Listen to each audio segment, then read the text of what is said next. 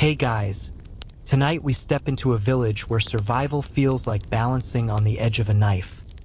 One wrong step and the cold, the hunger, or the sickness could finish you off before dawn. You probably won't survive this, but let's trudge forward anyway, together. So, before you get comfortable, take a moment to like the video and subscribe, but only if you genuinely enjoy what I do here. Also, drop your location and local time in the comments so we can wander through history together. Now, dim the lights, maybe turn on a fan for that soft background hum, and let's ease into tonight's journey together. You wake up to the sound of a rooster crowing too early, or maybe it's a dog barking because something's scuttling through the trash pile outside your cottage. The air is thick with dampness from last night's fog. The first thing you smell is the sour stench of yesterday's gruel sitting in the pot. A thin slop that was barely filling yesterday, let alone today. Your skin itches from the coarse wool tunic you slept in, the fibers stiff with sweat and dirt. Outside, the village stretches out like a rough sketch. Huts leaning like tired shoulders, thatched roofs patched with whatever scraps you could salvage. It's the late 14th century or maybe early 15th. Dates don't matter when every day feels like the last. The plague hasn't reached you yet, or so you hope. You rub your eyes, fingers rough, nails cracked from years of work. Your stomach growls. You glance toward the storeroom. A sack of barley sits in the corner, the top eaten by weevils, crawling in slow, lazy circles. A moldy crust of bread waits under cloth, more fur than food. You sigh. Some say the village used to be livelier, full of families who laughed by the fire. Now, most homes are quiet, some locked, some half collapsed. The old priest mutters prayers no one listens to anymore. He swears this is punishment from the heavens, but others argue it's greed, war, and poor harvests that brought ruin. Remember that feeling when you drop your phone and the screen shatters? Imagine that, but every day with your life at stake. Welcome to medieval misery. The sun creeps through thin clouds. You tie your rough shoes, grab a wooden bowl, and step out. Children with hollow eyes chase chickens. Women with tired faces scrub clothes in freezing water. Men with bent backs drag cart wheels, mending fences, or arguing over whose goat destroyed whose field. Everyone wears the same layer of weariness. No one says it out loud, but you know it. This place chews you up, spits you out. Still, you rise each morning because the alternative is worse. Historians still argue whether peasants ever had real choices in this life, or if survival itself was the only form of rebellion available to them. The morning air is sharp against your face as you trudge toward the village's communal granary. A weak sunlight barely pushes past the thick mist hanging over the fields. You squint, trying to make out familiar shapes. Stacked firewood, a crooked cart, an old man hunched over by the well muttering to himself. The smell hits you first. Damp earth, rotting straw, and that unmistakable sour tang of spoiled grain. You step inside the granary, and your stomach knots. The air is thick, heavy with mildew, like walking through a wet sponge. The sacks of barley, oats, and wheat look swollen, soft, and breathing. You peer closer. The grains are crawling with tiny white worms, so many that they pulse as one organism. Some villagers call them grain worms, others devil spawn. No one agrees whether eating them will kill you or merely make you vomit until your insides turn to mush. Historians still argue whether the infestation was inevitable or the result of poor storage techniques passed down through generations. You glance toward the bread shelf. A loaf sits wrapped in cloth, but when you lift the corner, dark green patches bloom like a fungus-covered map. Bits of larvae squirm through the surface like they own the place. You remember the story your grandmother told. If you eat moldy bread, the devil rides your dreams. You never knew if she meant it figuratively, but after a night of fevered dreams and hallucinations, you weren't so sure. Food shortages are routine. Harvests fail because of blight, floods, or swarms of insects, and the little you store is always on the brink of collapse. Some years, you patch holes in sacks with scraps of linen. Other years, you mix spoiled grain with fresh flour to stretch it out, praying that the sickness stays away. There's an old trick passed from neighbor to neighbor, placing sprigs of wormwood or dried nettles at the bottom of the barrel. Some swear it keeps pests away. Others say it's worthless superstition. You use it anyway. Desperation makes believers out of everyone. And it's not just worms or mold that gnaw at your food. Rats are everywhere. Their eyes glow like coals at dusk as they skitter between barrels and piles of refuse. Some say they carry disease. Others say they're lucky charms sent by the forest spirits, and harming them invites disaster. Either way, you never sleep without stacking your food in a wooden chest and covering it with iron scraps that you pray will hold back claws and teeth. You take a handful of grain, pick out the worst of the worms, and toss them into a corner. They writhe, half dead, and still somehow alive. You swallow hard, knowing you'll have to boil this before eating. Maybe the heat will kill the worst of them. Maybe not. Outside, a group of children plays a game where they pretend to be rats, crawling on hands and knees and squeaking like they've been driven mad by hunger. You want to scold them, but you smile instead. Even games have turned bitter. As you step back into daylight, you catch a familiar sight.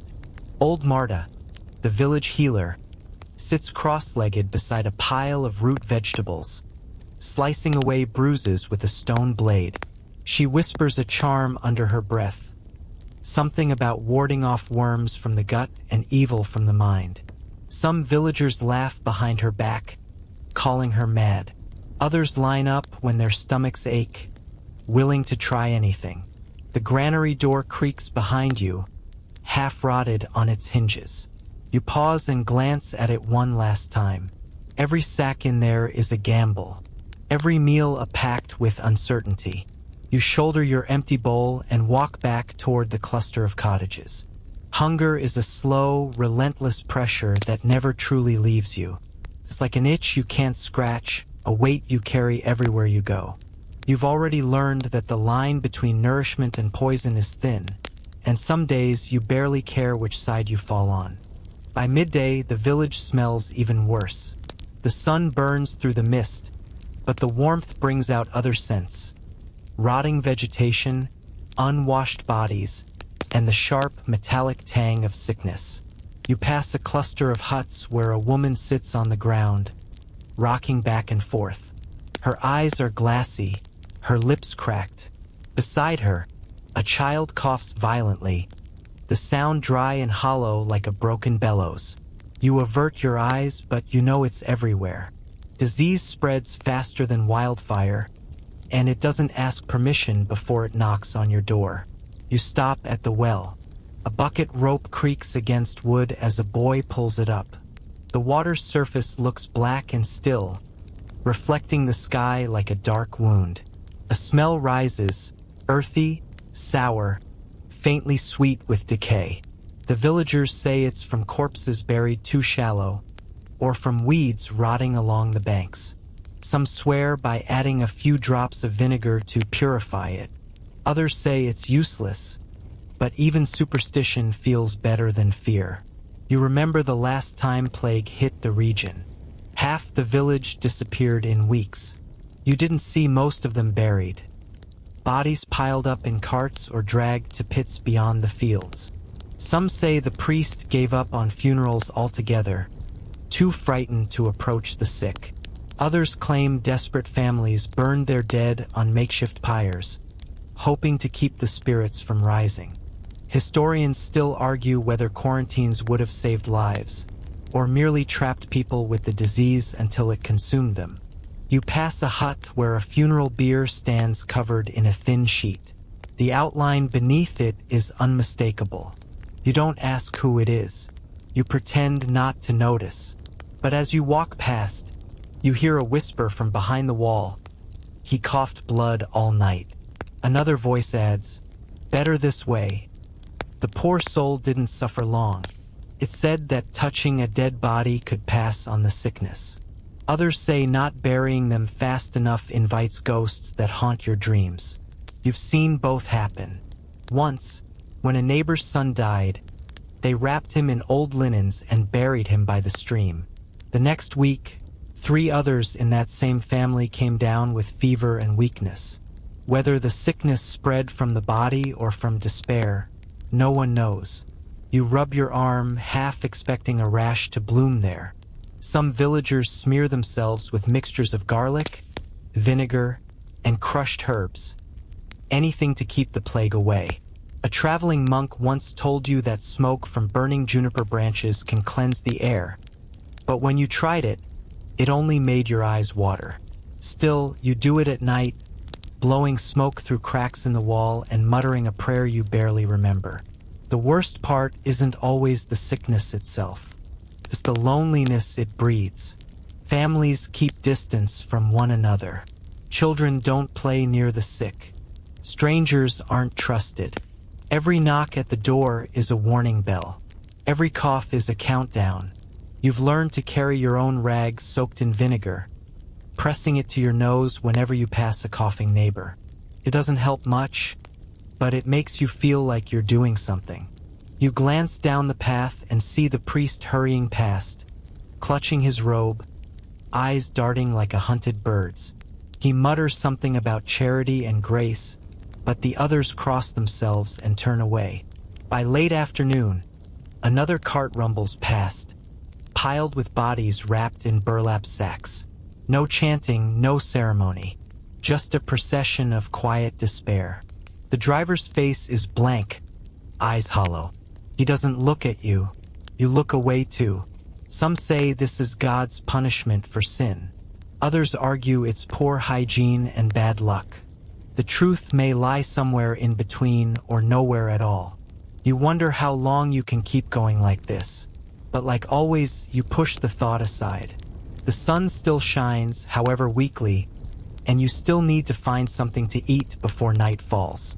You clutch your empty bowl tighter and walk home, the smell of sickness following you like a shadow. Evening approaches and the chill creeps back in as quickly as it had left. The fields stretch out around you, empty except for skeletal stalks of crops that never fully grew. Frost clings stubbornly to the tips of withered grass, and patches of blackened soil gape like wounds in the earth. You step carefully over frozen clumps, your boots crunching softly, the sound strangely loud in the silence that falls when the wind dies down. The air smells metallic, dry, and yet somehow still damp with decay. You exhale, and your breath clouds in front of you like smoke from a dying fire. This is winter's grip, and it's merciless. The fields have been barren for months.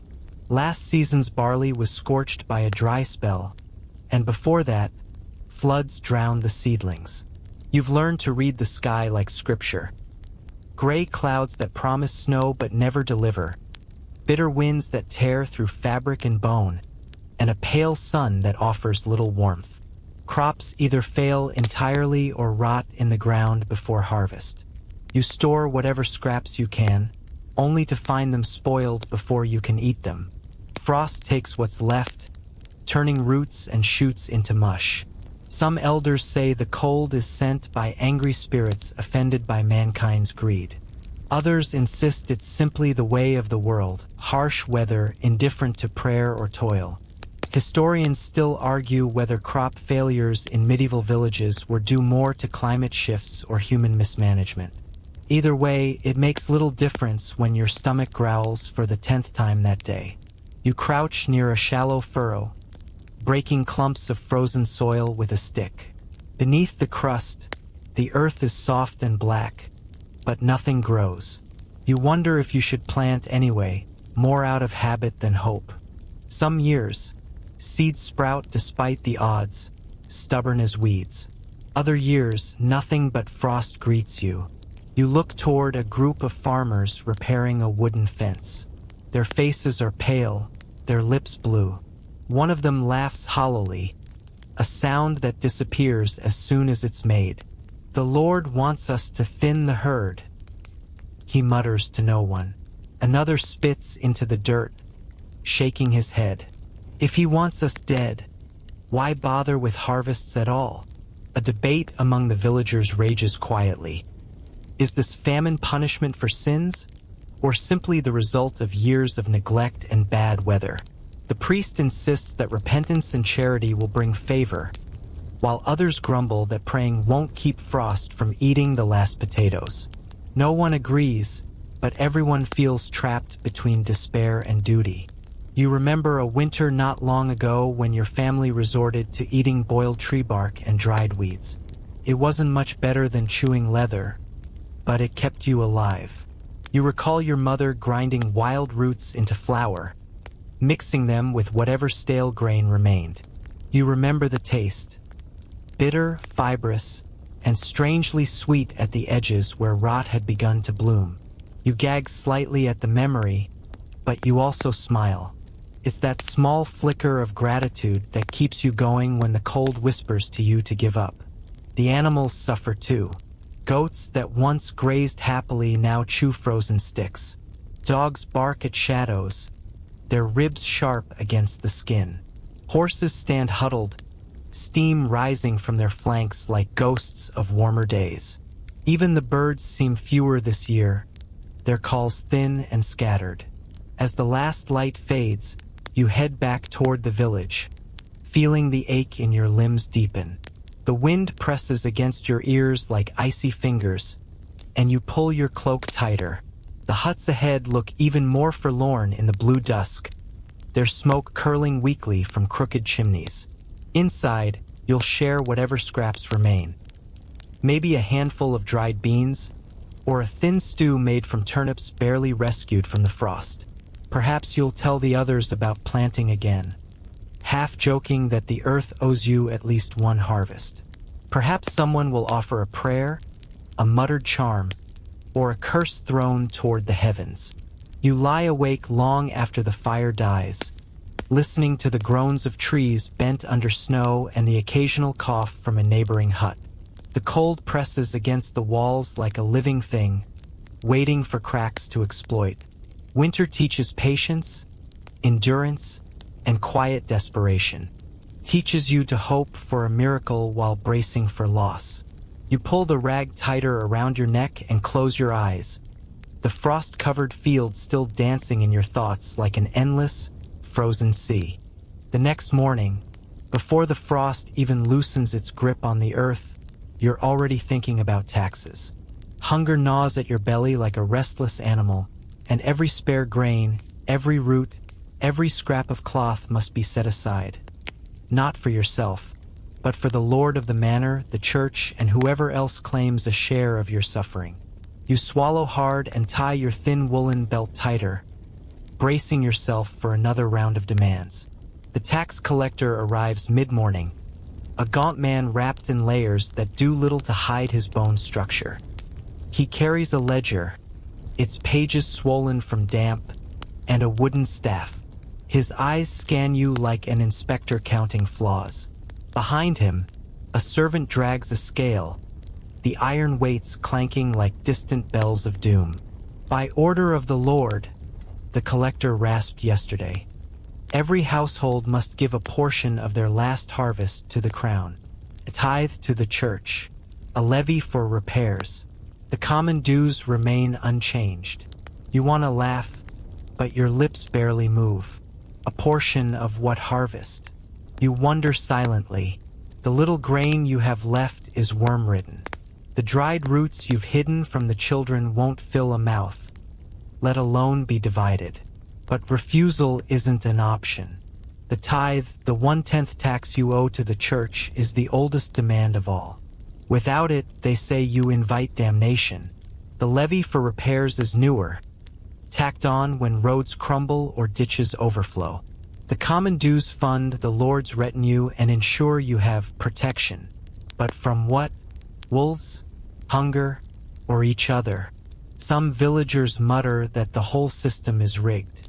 We feed them until our bones show, and they still want more. A farmer complains as he hefts his sack. Another scoffs. We pay, and the fields still rot. Historians still argue whether feudal dues crushed villages into poverty or whether they were necessary for communal survival. Either way, it feels like a trap from which there's no escape. You step forward when it's your turn. The collector's eyes flick to your sack. "Barley," he says with distaste, poking it with his staff. He grimaces at the smell and draws his lips tight. "It's barely fit for pigs." You lower your gaze. "It's what we have." He shrugs. "It's what the Lord needs." You scrape together a portion, embarrassed by the smallness of it. His servant weighs it, the iron block clanking against the scales pan like a death knell. "Short by 2 measures."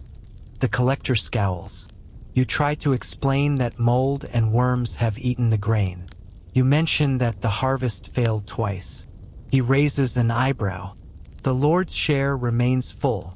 If you cannot pay, you owe labor." Labor. The word feels heavier than the sack itself.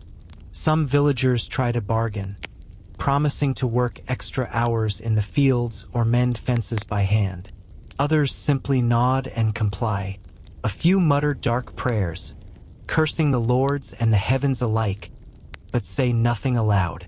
You glance around and notice how pale faces have turned when their turn comes. Even the strongest look beaten, eyes hollow from sleepless nights and constant worry. The children watch from doorways, their cheeks drawn and lips blue. Mothers clutch them close, fearful that they too will be taken. It's easy to see why rebellions flared up now and then, why some chose to run, why others organized secret gatherings in barns after dark. But those whispers die quickly. One captured whisper can lead to flogging, imprisonment, or worse. Fear spreads as easily as the plague. The priest, when pressed, insists that paying the tithe is a path to salvation. "Without sacrifice," he intones, "the soul cannot be cleansed." Some nod dutifully, though you've seen them steal bread from one another when no one's watching. Others claim that the church's demands are greed disguised as piety.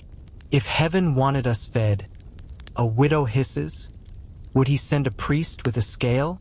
No one openly disagrees. Survival depends on keeping quiet. You hand over the last handful of grain you've managed to keep safe. The collector's eyes flick to your face, then away, as if ashamed of the injustice but too practiced to care. He jots something in his ledger and moves on. You're left standing, hollow-handed, as the chill wind cuts through your thin coat. For a moment, you wonder if it's better to slip into the woods, vanish, and let the taxman curse you in your absence. But where would you go? The forests are cold, the streams poisoned, and strangers even less kind than neighbors. You bite back the thought and turn toward your hut. Behind you, the tax collector's staff clanks again like a slow metronome of misery. You'll work another day. You'll stretch every morsel. You'll patch and pray and curse and comply, because that's what keeps you breathing. And somewhere deep inside, a question lingers like frost on the edge of a blade. How much more can one person give before nothing remains? The village quiets as dusk settles, but you know that stillness isn't peace. It's the hush that comes before whispers take root. Tonight, the talk circles around witches again. You hear it in hushed voices by the hearth, in furtive glances exchanged at the well. Fear twists into suspicion, and suspicion into blame. In a world where sickness, crop failure, and death strike without warning, someone must be at fault. And it's never too hard to pick a scapegoat. Old Greta, who lives on the edge of the woods, is always the first target. Her back is bent like a question mark, and she keeps to herself. She gathers herbs, chants under her breath, and mends broken bones with poultices that some say work too well. A child recovering too quickly after a fever?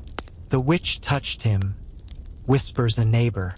A cow miscarrying at the worst possible time? Greta cursed it. You shiver as you pass her cottage. Smoke curls from the chimney, thick and bitter with the scent of herbs, juniper, wormwood, sage. The door hangs slightly ajar.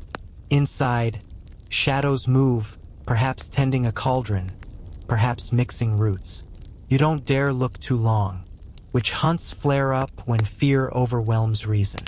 Some claim that those accused are genuinely in league with dark forces. Others insist it's an excuse to silence women who live outside accepted roles. Historians still argue whether the majority of medieval witch trials were about actual superstition or power struggles disguised as spiritual warfare. Either way, you've seen what follows accusation, and it's ugly. A few weeks ago, the blacksmith's wife barely escaped being dragged into the square by angry villagers after her herbs cured her neighbors too quickly. She hid in the forest for days. Trusting to luck and roots, she gathered herself. Others weren't so fortunate. A farmer's sister, suspected of blessing her fields, was forced to walk barefoot through ashes, her hair shorn, while neighbors spat curses. Some say the ordeal cleansed her. Others say it broke her spirit forever. You've learned the rules of survival. Never speak too loudly of herbs. Never share remedies without caution. Never comfort the grieving too quickly lest you be blamed for tempting fate. That doesn't stop the whispers. Tonight, you sit by the fire with your family, the orange glow reflecting off tired faces. A neighbor leans in, voice barely audible. "Did you hear about Marta's boy?" he whispers. "Dead in the night, eyes wide open." You freeze. Some say she whispered charms too close to him. Another adds. You glance at your mother. She clutches your sleeve, her knuckles white. "Don't repeat that," she hisses. The priest warns against gossip, preaching that the devil prowls among those who spread fear. Yet even he doesn't deny the danger of witches. He offers prayers, bells, and holy water. But you know he too is powerless when terror runs unchecked. Superstitions sprout like weeds when reason falters. Some hang garlic at their doors. Others tie red threads around wrists. A few smear ash across their foreheads before stepping outside. No one agrees which charm works best, or whether any of them matter at all. You've even heard tales whispered from traveling traders. Witches who ride night winds, eyes burning like coals, drawing blood from unsuspecting sleepers. One story claimed they curse entire harvests by blowing on seedlings. Another swears they can turn themselves into animals to spy on neighbors. You don't know what's true.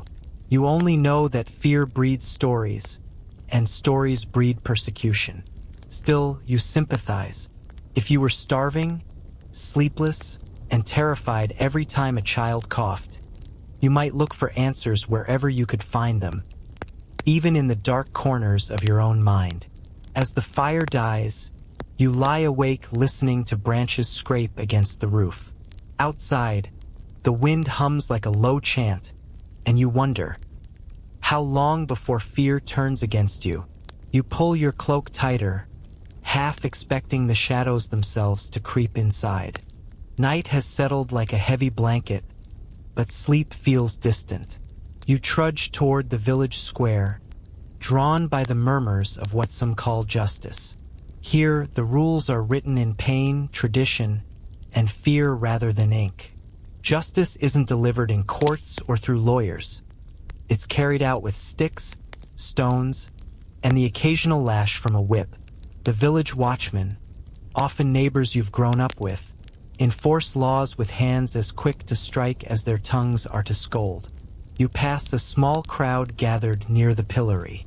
A man stands there, wrists chained, his face red and raw from punishment already administered. Someone whispers that he stole a loaf of bread from the granary. Others say he didn't pay his tithe. You've seen both kinds of crimes in your life, and both are punished with equal cruelty. The line between justice and spectacle is thin, and today's lesson will serve as tomorrow's warning.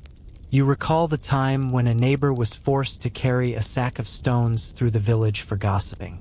The The stones weren't heavy, but the humiliation was. Villagers jeered, children laughed, elders nodded gravely. Some historians still argue whether these public punishments were about deterring crime or simply reinforcing social hierarchy. From what you see, it feels like a bit of both, with a healthy dose of fear sprinkled on top. Violence is routine. Fights erupt over boundaries, debts, or even a misunderstanding about who owns a chicken. A swing of a stick or a push against a wall can escalate to broken bones before anyone steps in. You keep your distance, heart racing, because intervention rarely ends well. The village knows the difference between survival and heroism, and rarely rewards the latter. Some evenings, the court of justice isn't even official. The women of the village sometimes gather to shame someone accused of impropriety, mocking, pointing, or leaving stones outside a door.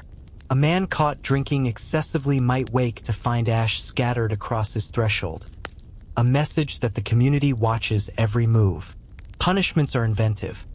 Some lose possessions, others endure tasks designed to humiliate, like scrubbing floors in icy water or carrying heavy loads for days.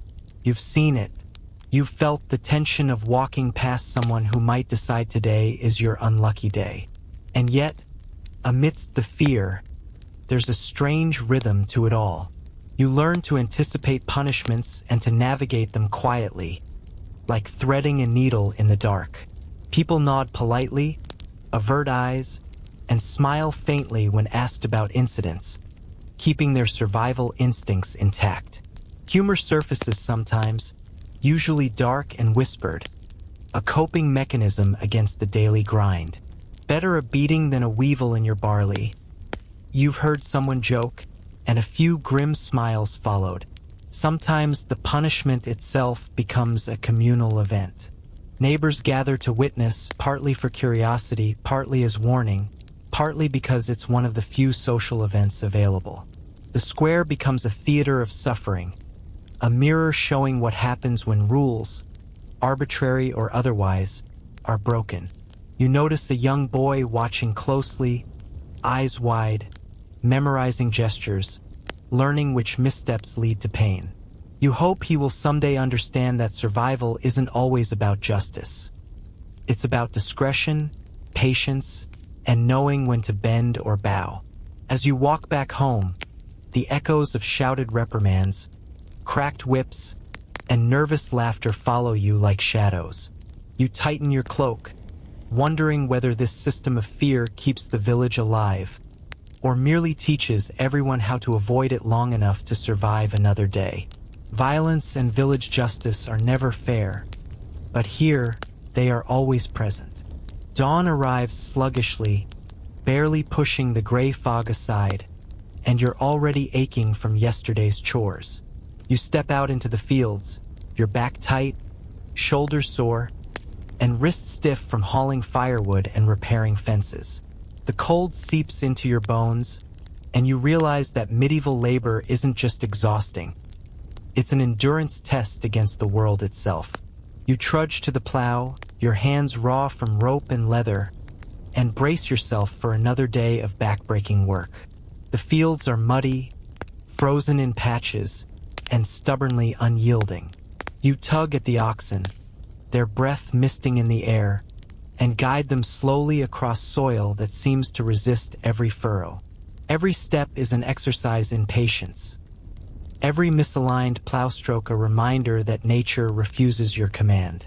Some historians still argue whether the average villager's workday exceeded 12 hours, but it feels longer, stretching endlessly from dawn to dusk.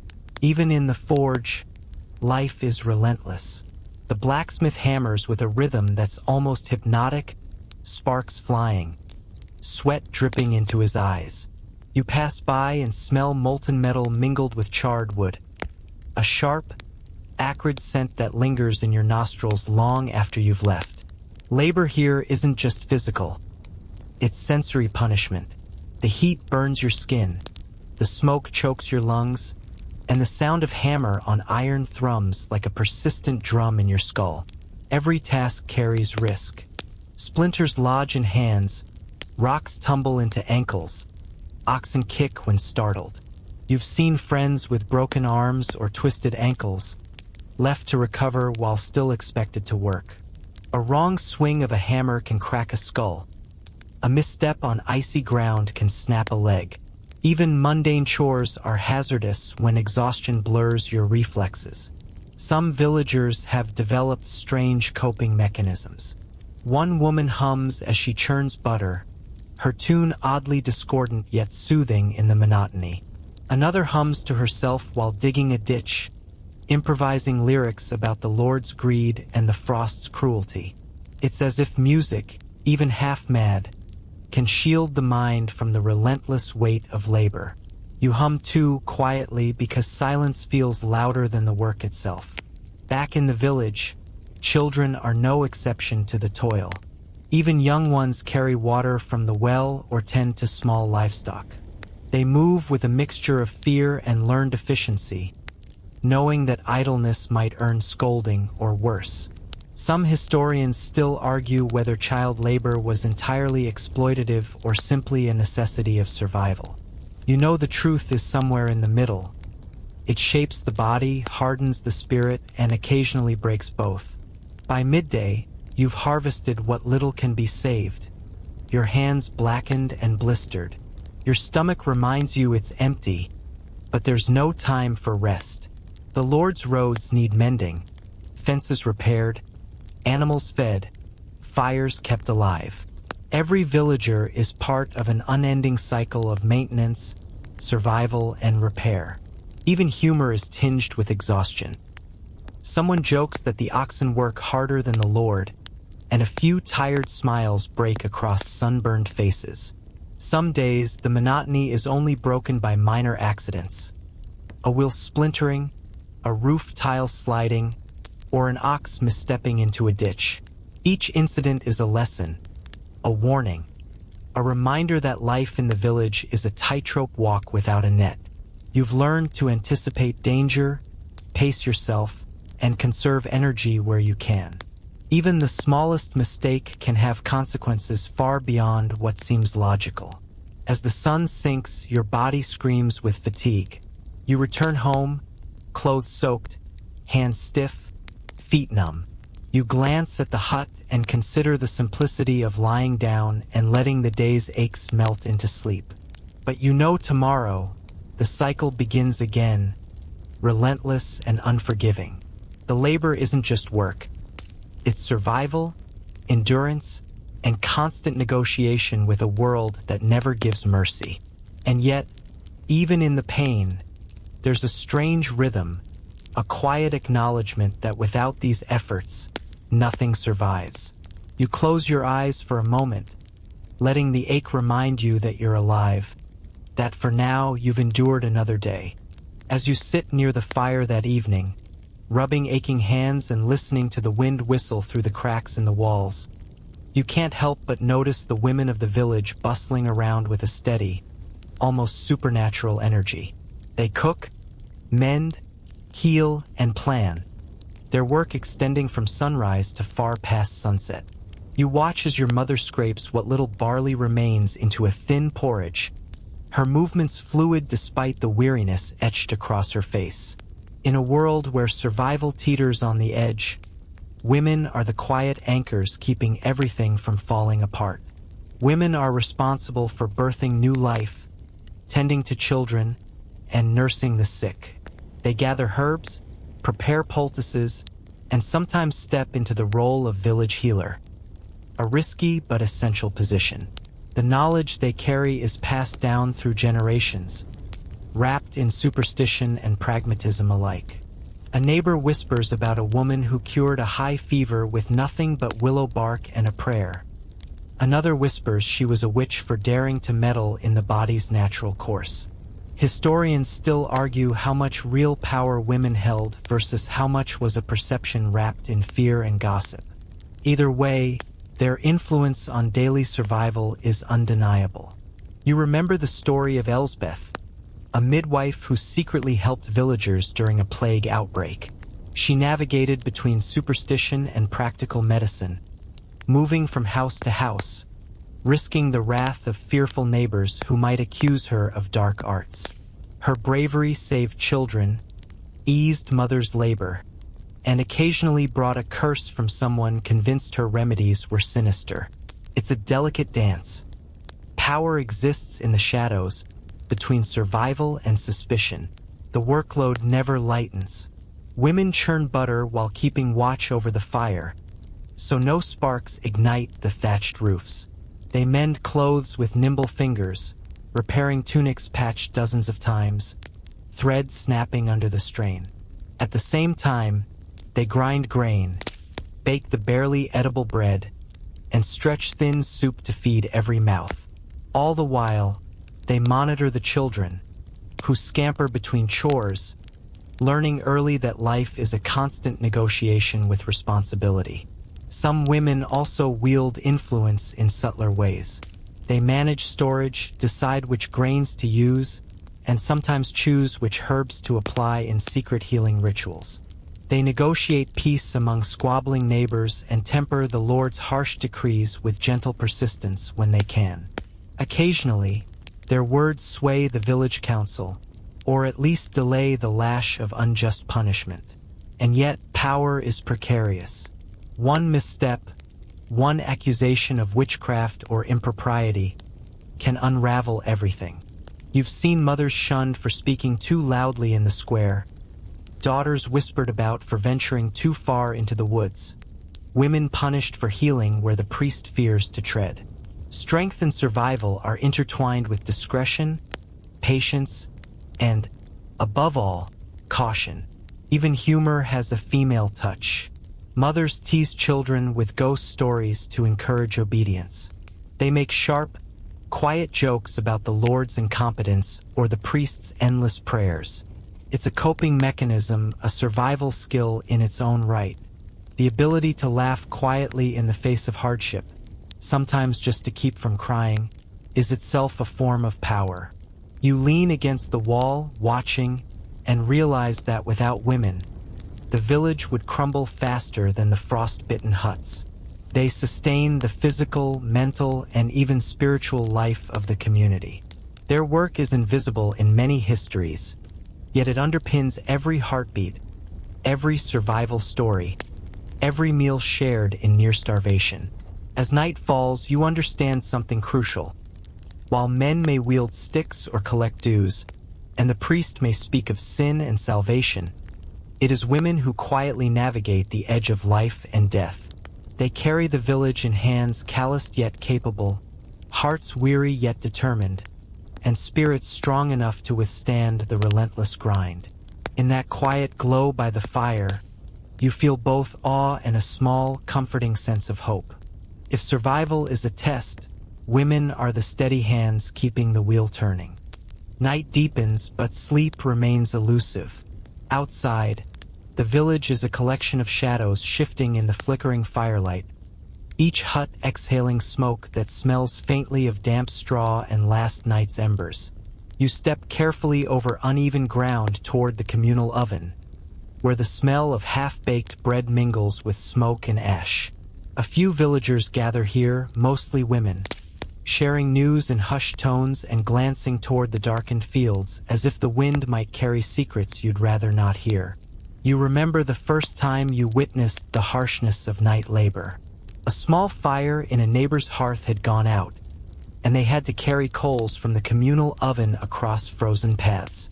Hands blistered, faces streaked with soot, children helping where they could. By the time the bread was in the oven, the frost had already bitten fingers, and the thin loaves would barely feed a single mouth. Survival was never neat, never efficient, always improvisation that smelled like smoke and despair. Some nights, the village elders hold informal councils by the oven, huddled together to discuss disputes, crop rotations, and problems too trivial to summon the lord or priest but too dangerous to ignore. You've overheard arguments about a stolen chicken or who gets the last portion of barley. The debates are loud, punctuated by pointed fingers and the occasional sharp slap of a hand on wood. Historians still argue whether these councils were truly democratic or simply a performative exercise to maintain social order. You suspect a mix of both. By the oven, smoke curls up and stains the ceiling black. You inhale cautiously. The scent is comforting and suffocating at the same time. Someone jokes about the bread being harder than the winter ice, and a few of you manage quiet laughter that's almost enough to lift the weight pressing on your chest. Humor, even dark humor, is one of the few shields against despair. You grin despite yourself, thinking, better a burnt loaf than a broken heart. The oven serves another purpose beyond cooking. It's a hub for gossip, for secret remedies, for whispers of rebellion. You hear the tale of a young man caught sneaking into the Lord's granary, and how the villagers debated whether to punish him publicly or shield him in secret. Decisions like these carry weight more than the mere act itself. They reveal character, alliances, and who can be trusted. Some villagers keep quiet, others speak out, and some manipulate the gossip for their advantage. While standing near the oven, you notice a strange ritual some families perform before taking bread home.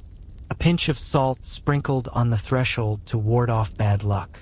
A small carving on the back door of a goat, thought to protect livestock. A whispered prayer under breath, sometimes addressed to saints, sometimes to ancestors. You've tried some of these yourself, more out of habit than belief, and somehow they make the night seem slightly less merciless. Children peek from doorways, fingers wrapped around warm bread, eyes wide with both hunger and fear. You notice one girl nibbling on a crust so small it barely counts as food. She looks at you with a fleeting smile, a spark of life in a world that seems to have forgotten kindness. You remember the saying that a child's laughter is medicine, yet here it feels like a fragile, fleeting warmth. Some historians argue that communal ovens were as much about social cohesion as survival. They claim that baking together built a sense of shared purpose and kept traditions alive. You nod silently, recognizing the truth in it. The oven is more than a cooking tool.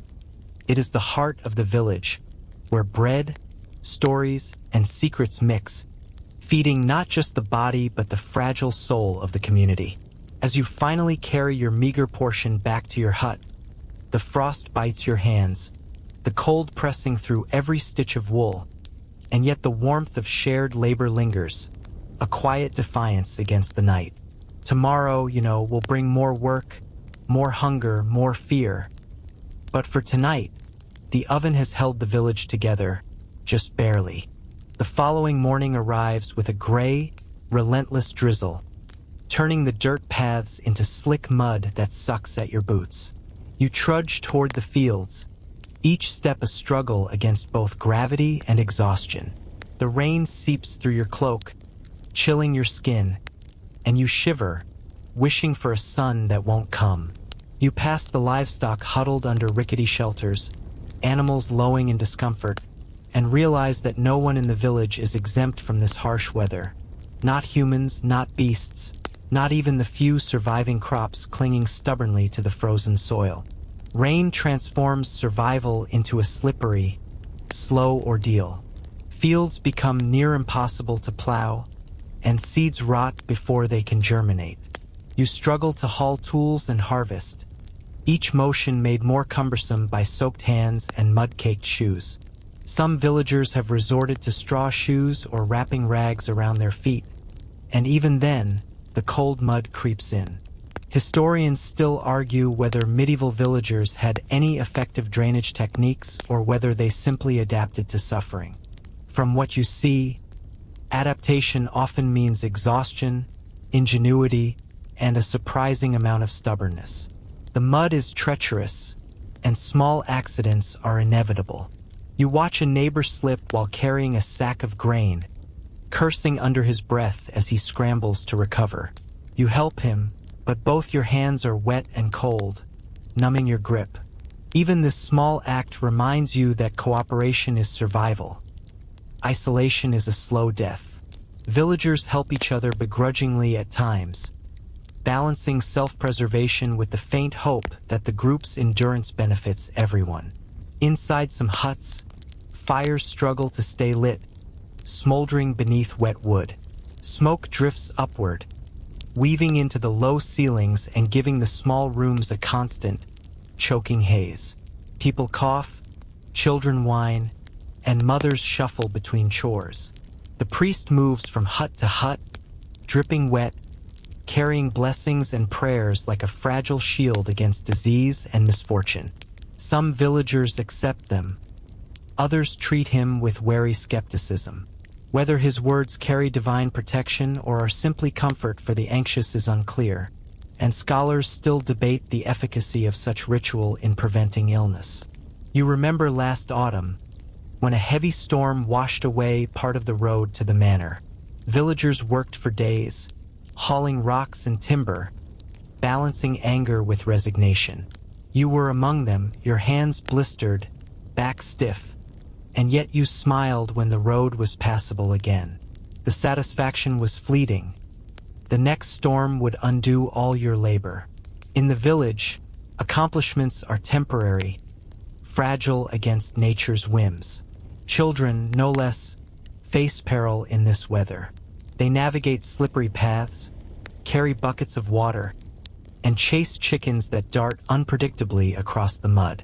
A fall into the muck can mean a broken bone, a swollen ankle, or worse, and yet they persist, imitating adults who model endurance and quiet determination. Play is scarce, survival is constant. Some say children develop resilience in these conditions, but it comes at a cost you can see in their faces: weariness beyond their years.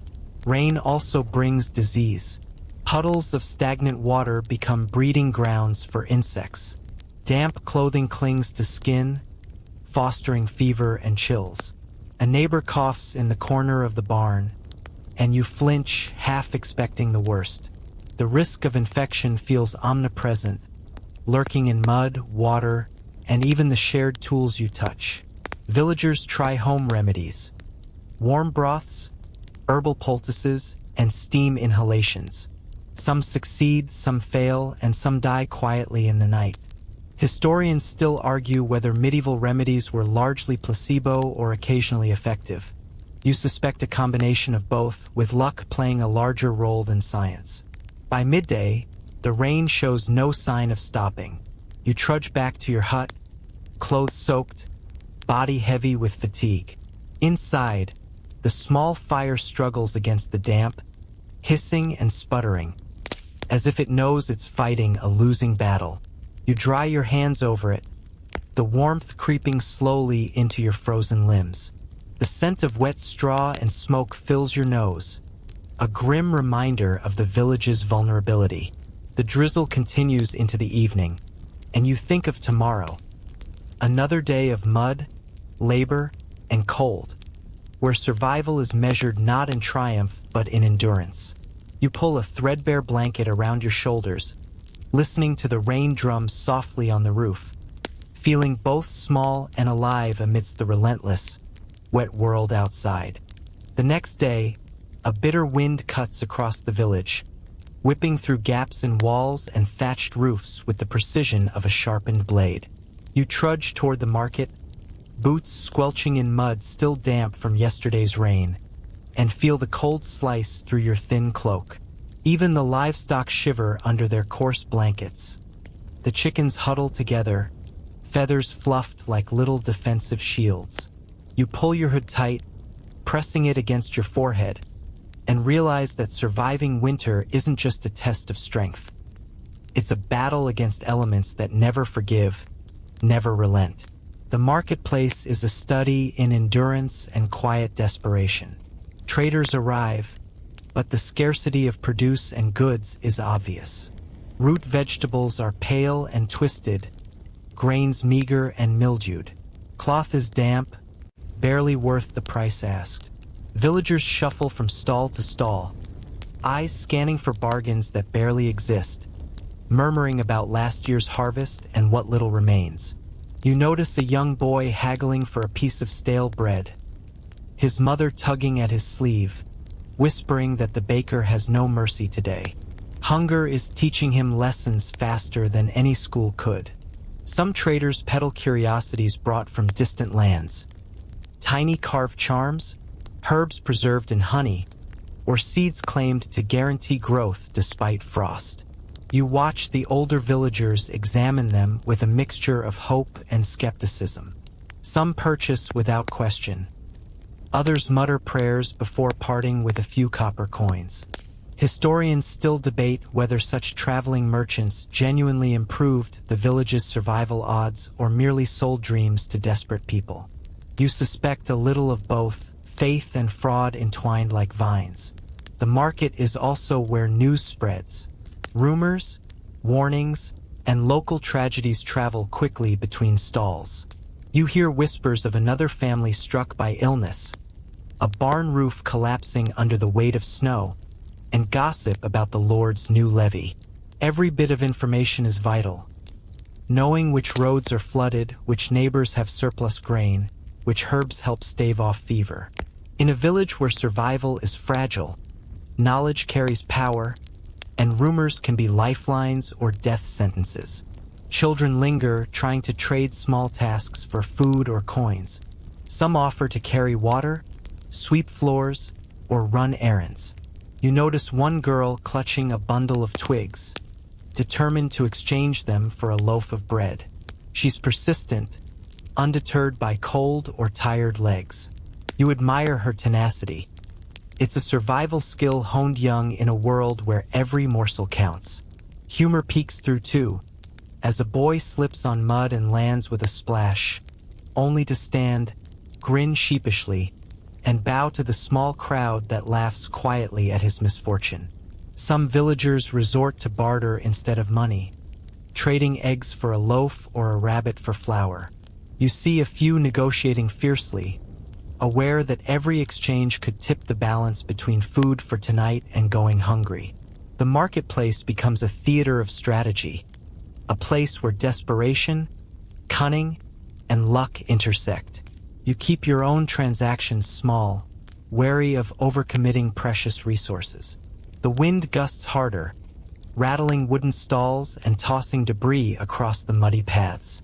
You notice a wagon teetering on its wheels, loaded with grain barely enough to feed a family for a week. The driver struggles to stabilize it, shouting for help.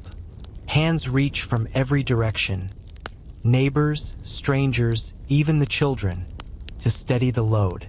Cooperation is fleeting, instinctive, necessary. You lend your strength too, feeling your muscles burn and remembering that survival often depends on collective effort, however begrudging.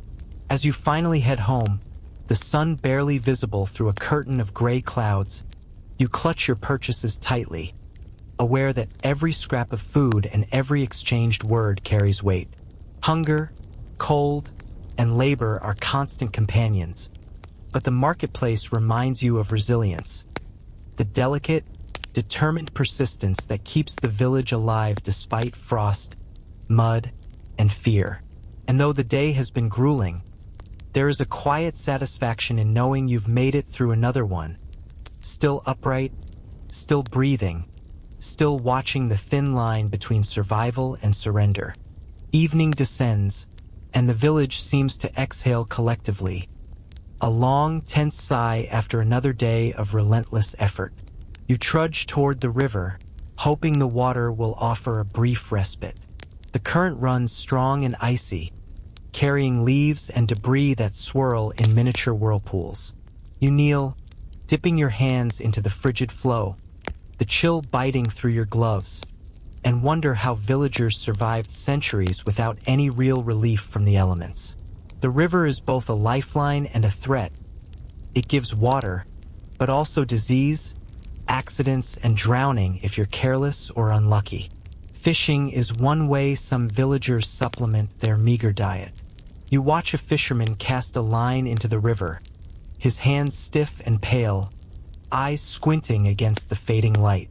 The catch is modest, a few small fish, barely enough for one family meal, but it's a luxury here. Some villagers swear by ancient techniques, weaving nets from hemp or laying traps in secret eddies. Historians still argue whether medieval fishing practices were efficient enough to feed entire villages or only offered intermittent relief. You suspect the truth is somewhere between necessity and ritual. Children wander near the riverbank, sticks in hand, poking at mud and reeds, laughing quietly despite the cold. You notice one boy trying to balance on a slick rock, arms flailing, almost falling in. His sister grabs him just in time, and they both collapse into giggles, their breath visible in the frigid air.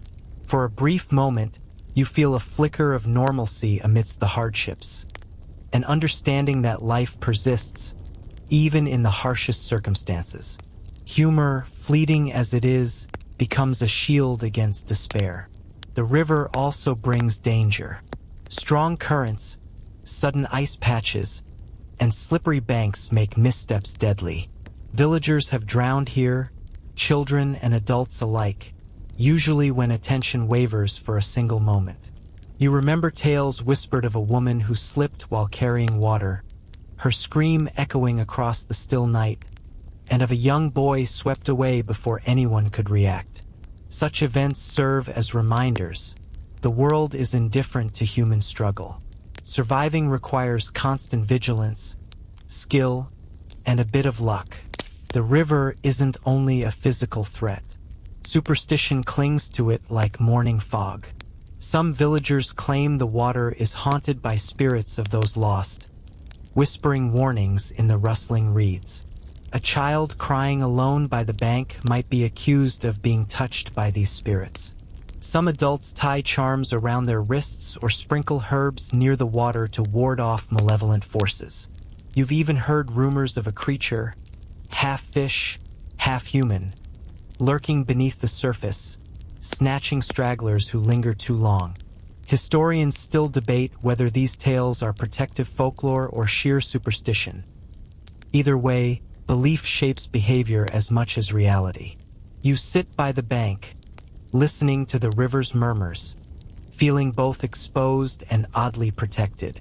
The water's rhythm seems to match the beat of your heart, steady and relentless. You think about the daily grind. Labor, hunger, taxes, superstition, and the constant threat of violence. Each element is a test, and yet life continues, stubborn and stubbornly beautiful in small, fleeting ways. Even the smallest catch of fish, the tiniest loaf of bread, the faint warmth of a fire, all of it carries significance in a village defined by scarcity and endurance. As twilight fades, villagers gather near their huts, carrying water home, repairing fences, feeding livestock, and preparing for another night of uneasy sleep. You rise, leaving the river behind, and notice how shadows stretch and twist across frozen paths. The cold bites again, sharper now in the encroaching dark, reminding you that warmth is temporary, and comfort is often borrowed from fleeting moments. You return to your own dwelling, carrying a small cache of fish and firewood. The river's water has chilled your fingers, but its murmuring voice lingers in your mind, a quiet reminder of life's persistence amidst hardship.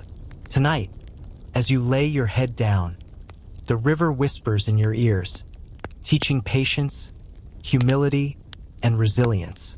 It promises no safety, only the chance to endure, and you grasp that with gratitude, exhaustion, and wary hope. The next morning, the sky is a pale, lifeless gray, and the chill from the river lingers in your bones. You trudge toward the village center, noticing how the frost has glazed rooftops, making them gleam deceptively like treasure under a dull sun. Every step across frozen mud crunches with a warning. Slip here, and a twisted ankle or bruised ribs might be your reward. Life in the village teaches you balance, patience, and humility in ways nothing else could.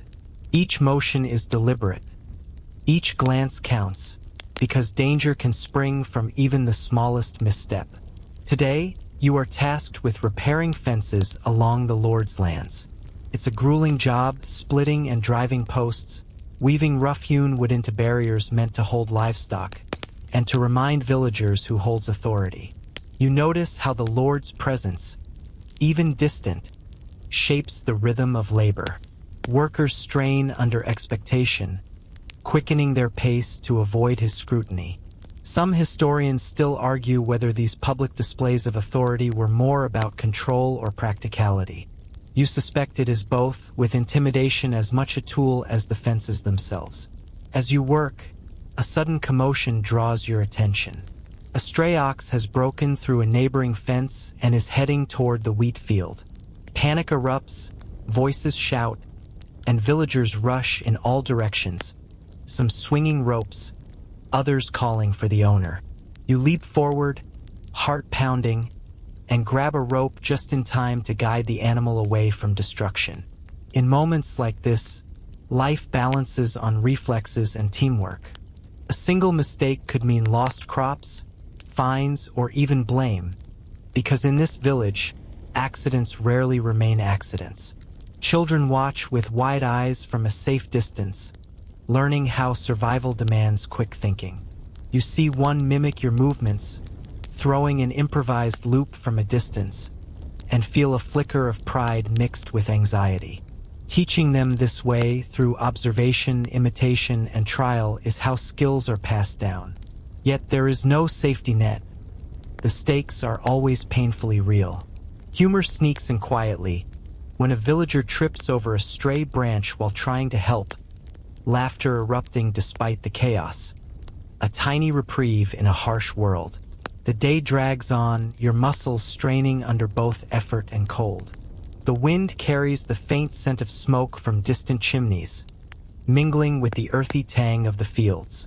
You work in rhythm with others, a silent understanding forming between sweaty hands, heavy boots, and sharp eyes. Cooperation is instinctive, not always cordial, but necessary. You realize that in the village, survival is never solitary. Even a small village's survival depends on interdependence, begrudging or otherwise. By afternoon, the ox is secured, fences mended, and the tension in the village begins to dissipate. Yet the underlying strain remains, like an unspoken truth.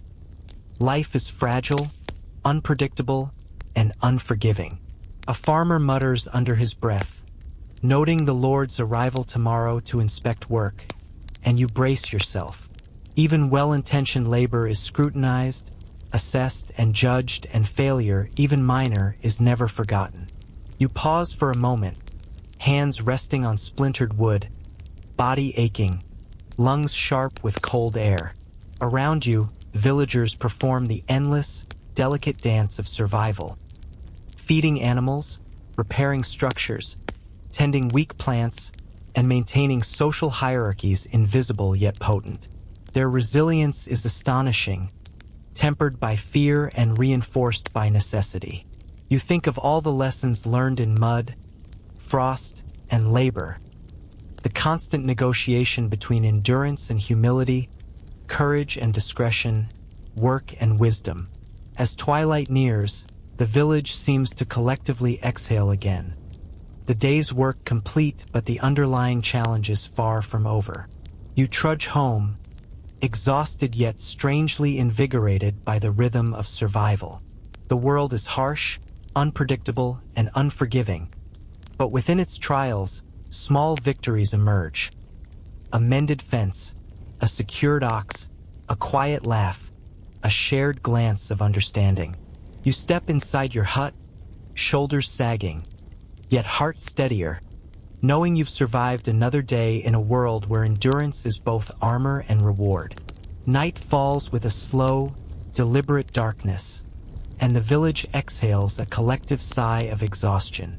The moon is pale, almost shy, casting silver reflections across frost-crusted rooftops. You sit by the hearth, hands warming over the weak flame, listening to the wind whisper through gaps in the walls. Life here is measured in moments of warmth, small sparks against relentless cold, and the faint, comforting glow of the fire becomes a sanctuary against an unforgiving world. Tonight, the village feels unusually tense. Rumors of illness drift from one hut to another, carried in hushed voices and anxious glances. A cough in the night has already set hearts racing, and mothers clutch children more tightly than usual. You remember the last outbreak, when fever stole neighbors quietly, leaving grief in its place. Some historians still debate the true causes of such plagues, whether they were primarily disease or a combination of famine, filth, and environmental stress. To you, the distinction seems academic when the fear is tangible and immediate. By the hearth, families huddle together, sharing thin broth and stale bread. Even a small portion feels precious, the act of eating a quiet rebellion against hunger. You hear whispered stories of neighbors helping each other, trading supplies, sharing knowledge about herbs, or offering a bed for the night. Acts of kindness are rare, quiet, but they ripple through the village, small lifelines in a world that often seems indifferent to human struggle. The women continue their endless work, mending, cooking, soothing children. You watch your mother, hands steady despite fatigue, muttering soft words to coax warmth into the frozen food. Her movements are a choreography born of necessity, an intimate dance with survival. Humor surfaces in small ways. A whispered joke about a neighbor's crooked roof tile, a gentle tease of a child struggling with a bundle of firewood. These moments, fleeting and fragile, remind you that even amid hardship, life insists on being lived. Outside, the wind howls, rattling shutters and lifting the edges of thatched roofs. You glance toward the woods, dark and imposing, and imagine shadows twisting between trees, perhaps spirits, perhaps just your own imagination. Superstition remains ever present. A misstep in the woods, a stray cough, or a glance at the wrong face can ignite suspicion. Witchcraft accusations, old grudges, and whispered fears hang over the village like an invisible weight. The stories told around the fire keep both adults and children vigilant, alive to danger, but also, strangely, alive to wonder. You remember previous nights of fear, neighbors dragged to public punishment, accidents in the river, frostbitten toes on frozen paths. Each memory is a lesson in caution, endurance, and the delicate balance between action and inaction. Yet tonight, by the fire's soft light, you also remember resilience. The quiet strength of a mother, the cleverness of a child, the determination of a neighbor who hauls wood despite aching bones. Survival is stitched together in these small, often unnoticed acts. Some nights, you watch the stars through cracks in the roof, constellations flickering faintly, distant and indifferent. You wonder how long it takes for the village to change, for hardship to soften, for seasons to align in favor of life rather than struggle. And yet, life persists. You have seen frostbite heal, crops regrow, laughter emerge in the coldest moments, and even brief joy survive the harshest nights. It's a fragile, flickering promise, but it's enough to keep you moving forward, day by day, night by night. Now, as you draw your cloak around yourself and close your eyes, the fire casting its final glow, you feel the rhythm of the village seep into your bones. A cadence of labor, endurance, fear, humor, and resilience. This is the dark side of living in a medieval village. The relentless struggle, the constant vigilance, the ever-present threat of disaster, but also, paradoxically, the beauty of survival and the quiet strength of those who endure. You breathe deeply, letting the warmth of the fire and the hush of the night cradle you into a rare, restful stillness, knowing that tomorrow will demand more. Yet you are ready, somehow, to face it again. And now, as the village settles fully into night, let your own breathing slow alongside the flicker of the fire. Imagine the thatched roofs softened by frost, the wind murmuring gentle stories through the trees, and the faint creak of a cart rolling past in the distance. Everything is quiet, except for life itself, persisting softly, rhythmically. You feel the weight of the day ease from your shoulders, the ache in your back and hands fading as the world outside dims to a hushed gray. Let the distant laughter of children, the murmur of neighbors, and the crackling of embers soothe your mind. Picture the smoke curling lazily from chimneys, the smell of damp straw mingling with a hint of baked bread, grounding you in a fragile comfort. Even amidst struggle, there is warmth here, and even amidst fear, resilience quietly endures. Close your eyes and feel the rhythm of the village pulse gently, reminding you that every hardship carries the lesson of survival, every act of care a small victory. Let the stories you've heard tonight, of labor, vigilance, superstition, endurance, and quiet humor, fade slowly into the edges of sleep. The river murmurs softly in the background, the wind hums against walls, and the hearth's warmth lingers in your chest. Allow yourself to drift, knowing that the village endures, that life persists, and that your own spirit, like theirs, is capable of weathering storm after storm. And as your eyes grow heavy, remember that tomorrow, the world will continue its relentless march. But for now, you are safe, warm, and gently cradled by the rhythm of survival.